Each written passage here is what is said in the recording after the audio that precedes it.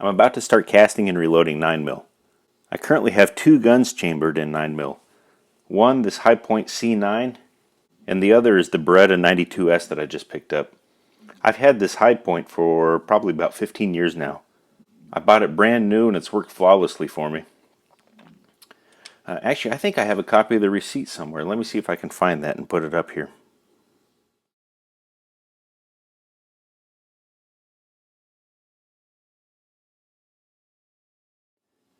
Now, high points get a lot of bad publicity. I think the fact that they don't cost much money causes some people to assume that they're just garbage. The fact that this thing weighs a ton. But you know, I put a lot of rounds through this and I've never had a single issue. And I hate to admit it, but in the 15 or so years that I've owned it, I don't think I've ever cleaned this other than wiping down the outside and running a bore snake through there. Now it does have quite a bit of heft for being a compact 9mm. Was it about 30.5 ounces? And that's an empty magazine. This is a little single stack without the magazine. About 28.5 ounces. Now, like I say, it's been very reliable. Not loaded. One of the annoyances,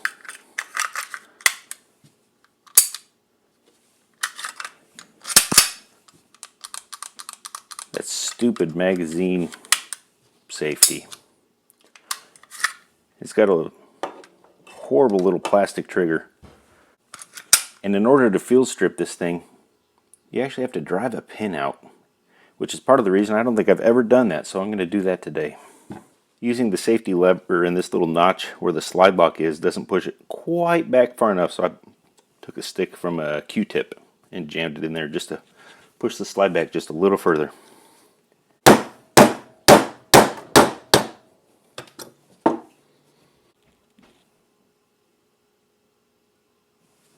Pull that stick out of there. Pull the slide release safety lever off. Let this slide forward.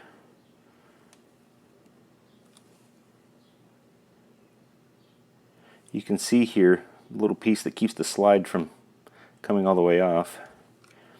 I believe that pin keeps it from lifting up, so now that we've taken the pin out, pull back and lift.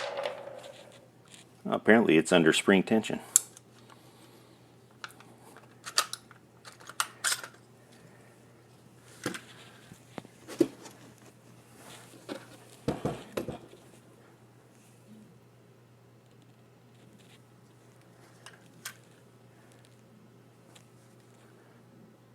Yeah, this piece sits right down in here.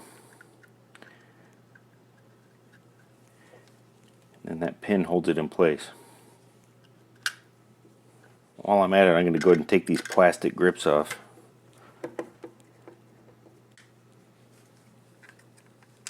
It looks like the safety lever just lifts out of there.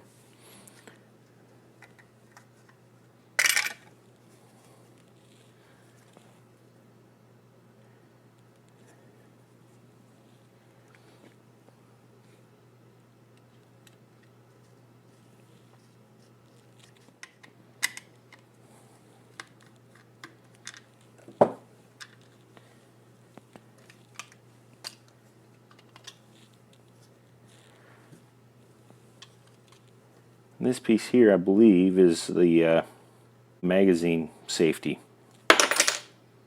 Oops. Alright, looks like this is a little spring to push the mag release button back out.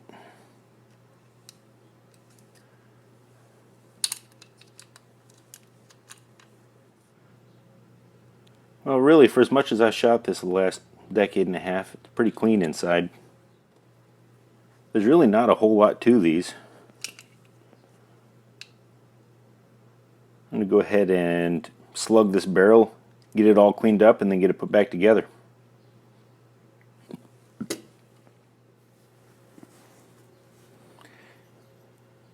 Here's the firing pin and spring.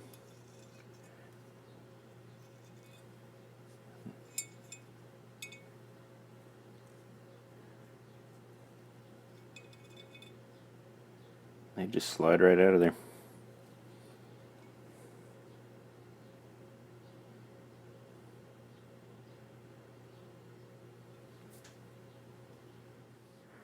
Alright, to slug this barrel so I know what size to size my cast bullets to, I'm going to take one of my 38 Special, really soft bullets.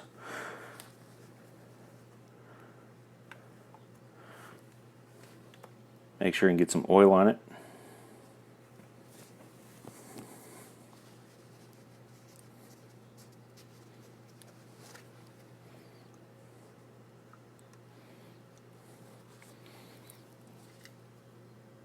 A little oil in here as well.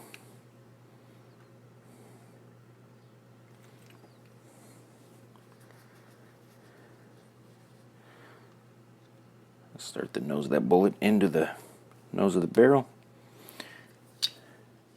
Now this piece just slid out of the back of the magazine well. Alright, take a non-marring hammer.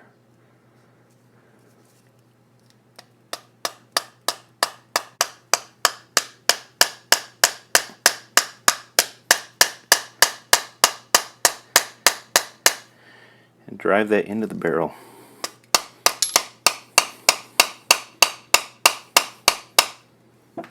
You could probably drive that all the way through if you wanted to, but I don't think I need to today. I think I'll just put it through the nose.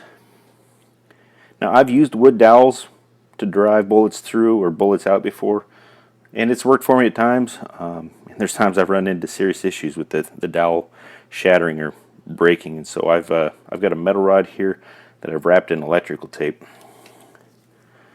And drive that back out.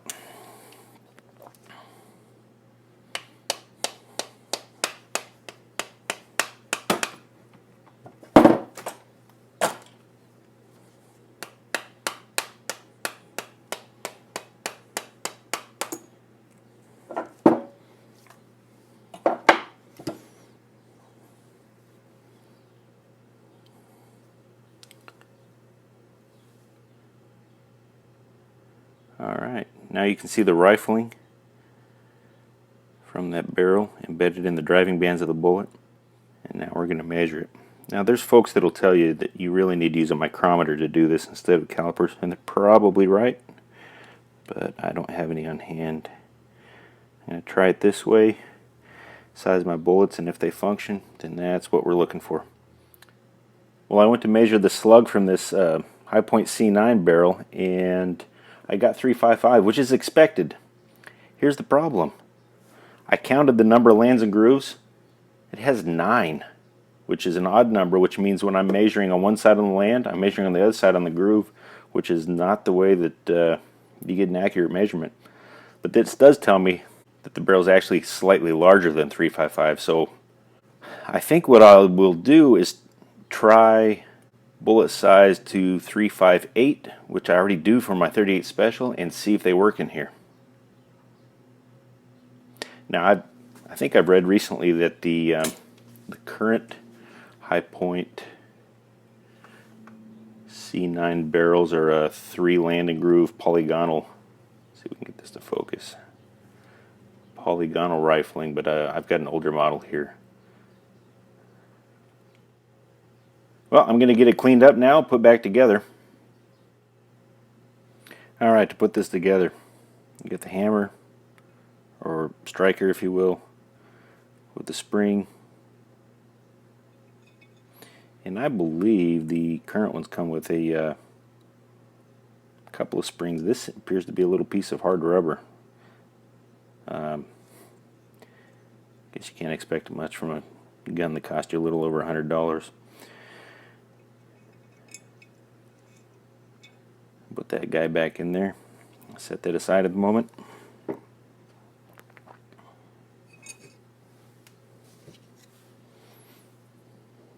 Alright, there's a little tiny spring in there. Goes in that spring, drops into that groove. Alright, we're going to put this, slide this piece back into the back of the mag well. Use my finger to hold it in place while grab the top of it like that, and that will hold it up in place.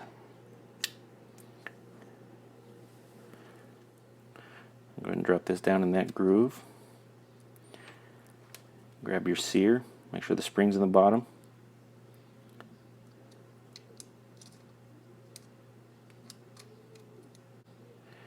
And press it down just a little bit and grab a piece on there. It actually helps keep it in there.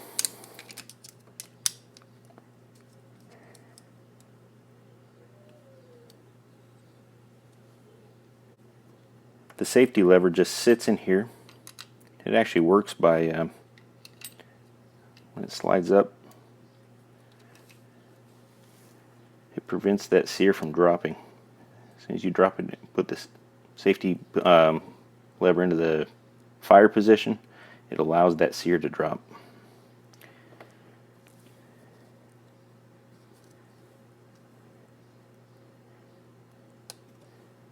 Take it back. I'm going to put this handle on first,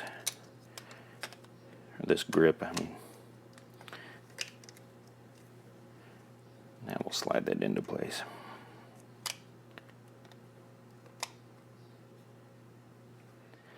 They're really simple little guns. There's not a whole lot to them.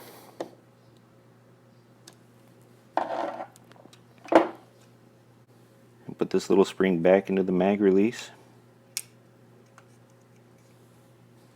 Put this grip on. Only thing you need to take this fully apart and put it back together is a one punch, a hammer, and a Phillips screwdriver. Slide our recoil spring back down in.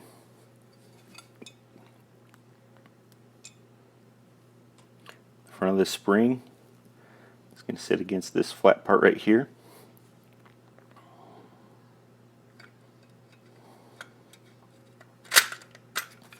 Here's part of the challenge now. It's under quite a bit of spring tension. I've got to try to get this back in here, the base of it back into this hole, and do it in such a way that that is lined up so I can put the pin back in place. This is going to be the fun part. Won't be too hard, but probably impossible to get it all right and show it effectively on camera.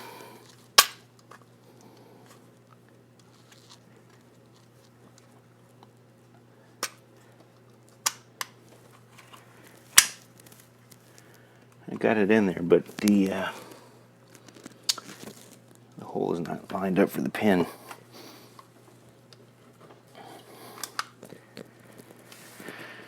So it went back together, but this is rotated, so I can't put the pin in, so I'm going to have to try to do this a couple of times.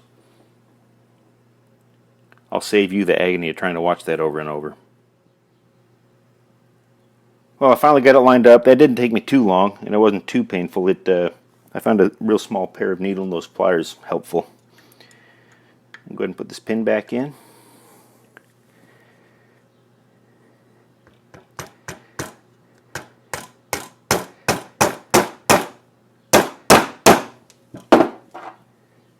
Finish it with a punch. Really need to get some roll pin punches.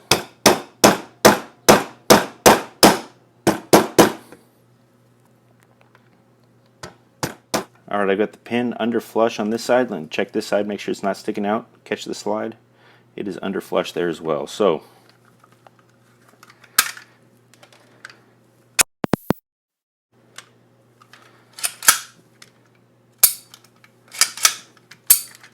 oops. Don't you hate it when you get done with the project and there's a screw or piece that didn't find a home? Well, there it is. My High Point C9 is all cleaned up. And I don't know exactly what size cast bolt's going to work best in here, but I'm better informed and I can proceed forward. Guess it's time to get this back out to the range.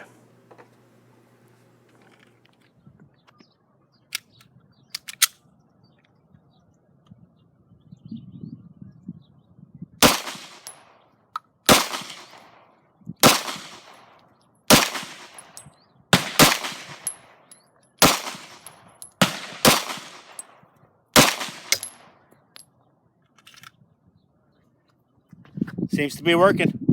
Thanks for watching, and God bless.